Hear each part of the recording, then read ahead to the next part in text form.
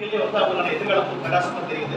அதற்கு எடுத்துக்காட்டாக வந்து பார்த்தோம்னாக்க ஒருவேளை வீரபாண்டிய கட்டபொம்மன் சின்ன தமிழ் இருந்தாருன்னா இப்படிதான் இருந்திருப்பாங்கன்னு நினைக்கிறேன். அதே மாதிரி பார்த்தோம்னா பாரத மாலா உள்ள உடனே பிரச்சனை அட்டாக் பண்ணிட்டாங்க. நேரு அவர் வந்து பார்த்தீங்கன்னா அவருக்குனே எடுத்த வந்து அவர் சொல்லாமல் நேரு கண்டுபிடிக்கிற மாதிரி அருமையாக இருந்துச்சு.